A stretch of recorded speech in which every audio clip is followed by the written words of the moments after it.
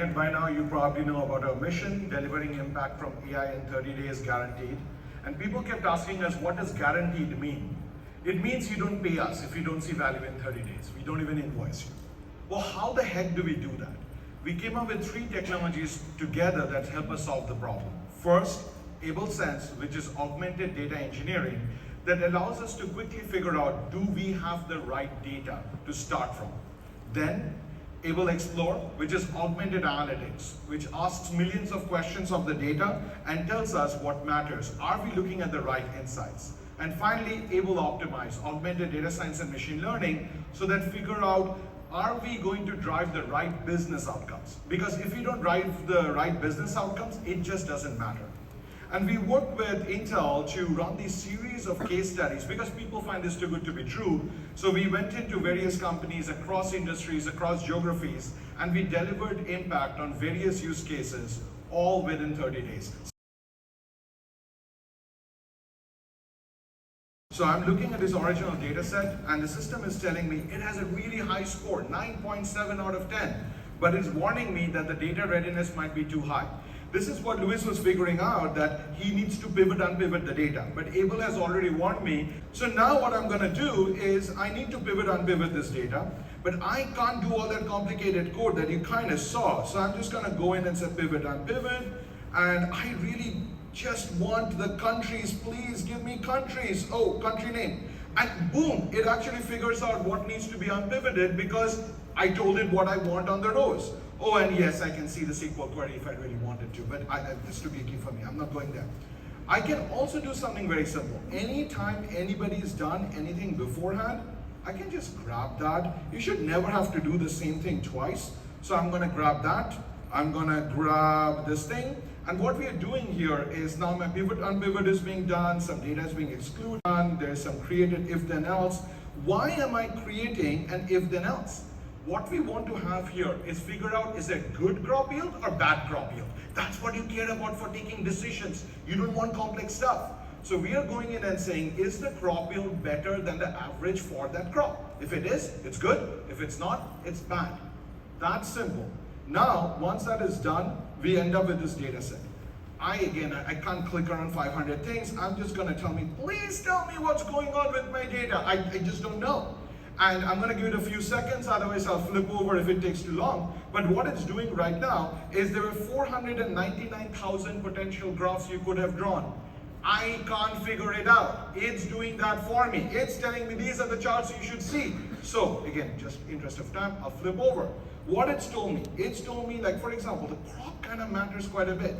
And it's telling me, like, look, all the models, there are many models here, and all the models have agreed that cassava actually has good yields. So negative drivers for poor yield means cassava has good yields. But it's pointing out that you might want to take a look at what's happening with the developed economy, because there the models are getting confused, they're not agreeing. AI is not magic. You need to know whether all these models are agreeing or not. Otherwise you're going to get into groupthink. And then what I can do is, and by the way, I love this stuff that I can click into anything and it's going to tell me, hey, do a drill down, do a group by, do a statistical association. But if this was too hard for you, let's just go into a simple mode. And I'm going to check what the heck is going on with India, where I'm originally from. I can see, hey, it's actually India, crop yield, there is a pattern there, but barely a pattern. But if I come all the way down here, there's something about food supply, for like meat supply. Well, it's not statistically relevant given all other variables. Aible is doing all this work for me so that I don't have to worry about it. Now, why is this important that you be able to do this? Why is it important that you can work at the level of mind maps? You can throw in stuff, you can interact with stuff. I can go in and tag my friend and say, dude, please help me. And by the way, the comment was auto-generated because they need to have the context for what I'm doing, and I am too lazy to type in the context. Finally, you might have to create some slides and stuff out of this. Again, I'm way too lazy. So download PowerPoint, up comes the PowerPoint presentation. I can click into it. These are real PowerPoint things. So yeah, I can actually don't know how to edit PowerPoint apparently. But I promise those of you can see that this is actual real PowerPoint stuff. PowerPoint is not my product. But going back up to the top, the point of this whole thing is, when we were in the world of data, when we were doing all this, Aible is guiding me at every level. It's telling me what variable and variable combinations were good. It has gone in and figured out what derived variables I should have to do. I did no work. Do you guys understand that? This is really important to understand. And with that, I think I have about 30 seconds left. So I will do something that you asked us to do that nobody else seems to have done, which is I'm going to go in and I'm going to set up my data to only evaluate certain years and test on certain years. So I'm going to go over here. I want to create an AI. I just go in and tell it, look, I just want to train on data up to 2017, and then I want to test it on the rest. That's it.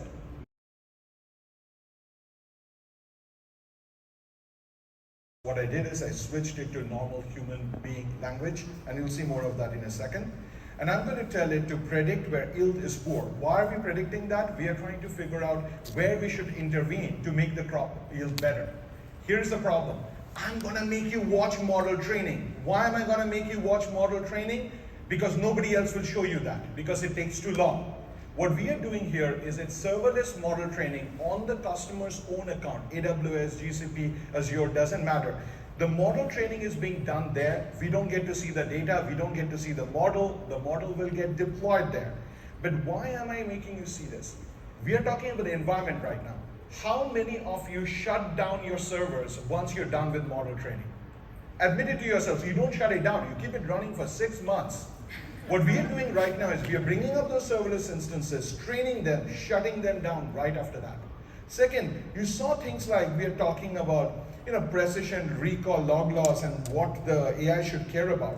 Well, I don't want to talk that language. What I want to tell the AI is what are my business costs and benefits. And what the blueprint does is it tells the AI what KPI I care about, which is global yield improvement, what's the support cost, the amount of money the UN would have to put in, what happens if it's a true positive, what happens if it's a false positive. Basically, rather than us learning to speak AI and ML, we are teaching the AI what we care about. On the left-hand side, you're seeing a baseline. The baseline, you can think of it as take a time period that you've already done something with. So you look at what did we do last year in the UN. And let's compare how well the AI will do if I had used it in that same time period. So you have an apples to apples comparison. And hopefully, I did really want to do the training, so I'm not going to switch off this. I'm going to stick to my guns and see this actually happen. But what's going to start happening is the models will start coming in soon, I hope. And you should look at the total amount spent. Anybody wants to guess, it'll be more than $100 or less than $100? Who thinks the model training will be more than $100? You guys are mean. Put up your hands. Come on. Okay, it's going to start coming in right now. There were some hands back there. I love you guys. Thank you so much. Because, the funny thing about serverless is you can run, because you can bring up thousands of them, you can literally start running different hyperparameters on different instances. So you can massively parallelize it. And the costs are actually pretty. Thank you. It started coming in, so I can stick to my gun, right? So 17 models, 12 seconds. Now I will skip over because the rest of it will be like watching paint dry. So 249 models, less than $2 spent. Here's the important thing. Remember we were talking about precision, recall, log loss a few minutes back? Dude, it does not matter. I'm going to sort by log loss. The model that made you the most money, $1 billion more money, actually is like 7th or 8th on log loss. Log loss, it's bad on everything else, like AUC, recall, precision. It's bad on everything, but it makes you the most money. Do you want money or do you want log loss? You figure this out. Now, here is another part of the problem though. This AI has no conception of reality, so it doesn't realize it's telling me to increase my support costs by 10x. Imagine going to the UN and say, hey, put 10x into development. They can't do that. So what I have to do now is give my AI a little bit of dose of reality. So I'm just going to go in and say, you know what? Can you keep the support cost no more than what we did previously? Like, I can't do this. So it comes back and says, okay, I can still help you get $23 billion of value by targeting the projects better. Here's the problem though. It just completely destroyed the investment in the underdeveloped market, which was green. Because the underdeveloped market projects have higher risk than the developing economy. AI has no concept of fairness. We're going to come back to this. But for now, I'm just going to go in and say, you know what? I want my friend to go in and actually figure out the fairness guidelines for this. And I'm just going to assign and say, help, because I really don't know how to set up fairness. Now, the important thing here I want you to understand is this. AutoML, you can press a button, get a model. That model can hurt you. That model can harm us. If we do not think through what the AI will do to our business, what the AI will do to our society, we are setting ourselves up for failure, and we'll have no one else to blame but ourselves. It's not magic. You have to put human intuition and domain knowledge at work.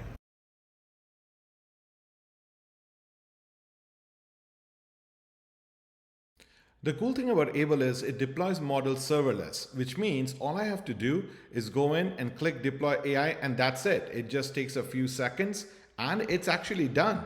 And I can go in and see what my integration endpoints are. Oh, and by the way, if you use Boomi, Salesforce, Tableau, Power BI, whatever the heck you want, we already have the pre-integrations for all that stuff, so you can see it there. Now, once a model has been deployed, and this is the only fake thing I'm doing in the entire demo. Obviously, I don't have monitoring data for it. I just press the darn button, right? So this is fake monitoring data in the real product. But what you can see is whatever you projected, you have to see what the actuals were.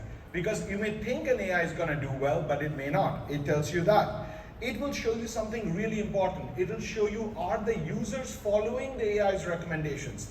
The number of times I see a model deployed that people are completely ignoring is legion. You'll have 30% compliance with the AI. You have no idea whether the AI is working or not. So you have to track that user compliance. You actually have to track fairness. Like I set up, this is a fake one, so I had set up fairness already. It's gonna go tell me, are there fairness issues? It's really important to also get alerted when behavior changes. Like think about the world 3 months back, think of the world today. The world will change, and you need your system to realize that something has changed and tell you how to react to it. Now, one really important thing, remember, we set up a really bad fairness problem for ourselves before, right? We were completely destroying the underdeveloped market where we were not putting any money in. So let me go in and set up a fairness guideline. I have no equality constraints. Please keep your eyes on the improvement and the benefits number. I'm just gonna go in and say, well, what if I give the same false positive, right? If I make a mistake, I want my mistake rate to be equal. And you find that, okay, it gets a little bit better, undeveloped gets 5%. I'm gonna go to a different definition of fairness. This is equal correctly supported. So think of it as equal true positive, if you will, right? And now it's feeling a little bit better. I like this. I'm gonna update my model, and I'm going to go in and do some what if testing right now. So, by the way, I don't do this for a day job. I keep clicking the wrong things because this isn't my day job. But let's go test a model. So let's say I come over here and I want to check a certain crop, a certain kilogram, etc. And if you notice, the system is already telling me, by the way, your settings have changed, because remember I did that fairness thing. So when I hit predict, it is actually going to figure out how to deploy the new setting of the model. It's going to take a few seconds because, again, the deployment is happening on the fly. And it's all set up so you don't lose your first deployment. But anything that needs to be done, your software should be able to do it for you, because if I have to do it, if it's I, guess what? I'll make a mistake. Not just because it's me, we all make mistakes. When you let a system do it, it can actually do it correctly over and over again. Now, one of the important things that we also can do is, like when we deploy these things, remember I talked about how you deploy it? I'm going to Tableau right now. And sorry, I just picked Tableau. I could have picked Power BI or anything. I know Power BI is loved by many people. So over here is Aible on this side, Tableau on that side. I click on it, and I'm going to have Aible start working on this problem. And it's telling me, hey, this may be a misleading chart, and it's starting to give me things for me to take a look at. It's giving me information inside Tableau.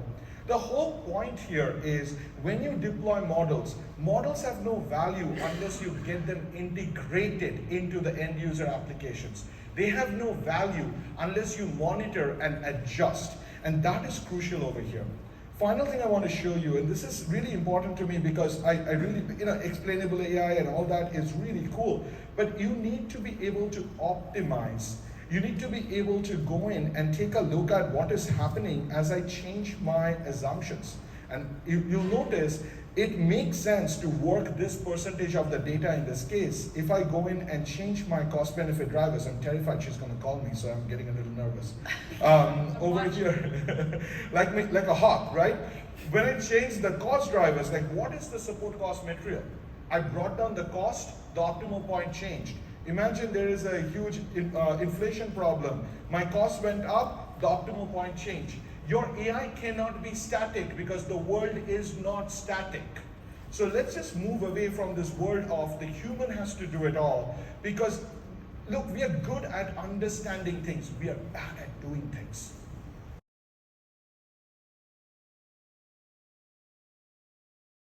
One of the important things is we were talking about different models and how it would work. I can look at anything, I can click into it, I can see all the different models and how they saw the same feature. I can do all sorts of complex stuff. I hate doing complex stuff.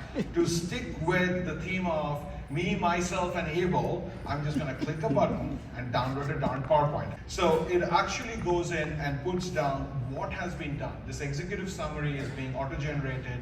It actually is in human language. What are we trying to do? We are trying to improve yields by supporting crops. You got to think through why you're doing the AI, and it explains that. It explains what did it do with data quality, what kind of improvements did it make, because this is important for you to know what was done from raw data to deployment. It shows all those models, and if you remember, the precision recall F1, it didn't actually matter. The thing that was the best profitable model is different from what the academic metrics tell you they are. You can take a look at how the different models looked at different factors. Why is this important? Don't get excited by one model that the AutoML guys told you is the best model. You want to know, is this model completely disagreeing with the other models? If there's complete divergence, be careful. You might be going down an AI that has just gotten a little bit misled. Think of AI as a little child. It's doing its best, but it can get confused, and you need to be aware of that. Then it's gone in and said, hey, look at what you should do. This is the amount you should invest in the different geographies. Notice we had set up a support cost. Notice we had set up that fairness goal. Why are these important? Your AI doesn't know the reality. The AI doesn't know that the UN has a budget. It doesn't know what a budget means. It doesn't know what fairness means. We hear a lot about dispassionate data and dispassionate AI. I can't swear, but F that. You have to have passionate people. You have to have passionate people, because if you go for dispassionate AI, we are all in for a world of hurt, because AI has no conception of the human reality. But we can do better. We have to let AI do its work and understand how do we overlay that human control so that we can get to fairness. And bias, by the way, you can get rid of bias. If you get rid of gender as a variable, an AI will pick up your job title as a source of bias. You will keep playing whack-a-mole. You gotta define fairness and achieve that. Now, we were talking about what affected these recommendations. What should somebody do? You know what, this is in normal language. It's telling me what you should look for in a project. By the way, there's like 102 pages of these, so I'm just gonna skip all the way down. But the point here is, you actually want to put this, and by the way, these were all again pure PowerPoint. If I again can't remember how to do PowerPoint. Yes, it's just pure PowerPoint, so you know that is real. Just remember this really important thing. Our tagline is I am Aible. And I had almost, after I sold Beyond Code to Salesforce, I made a bunch of money and I was like, I should buy an island and just live there. But my daughter was 2 years old at the time. And I did not want her to live in a world where we believe pressing a button and creating an AI is a good thing. Because if that's the world we live in, you guys are worried about AI and social media and how that's causing conflict. Social media is just the first group of people that got their hands on good data scientists. That's going to happen in every industry. If we do not start thinking about AI from a business value, business goals, people, will we cause burnout on these people? If we don't focus on these things, it's going to harm us. This stuff matters. Getting to impact in 30 days matters.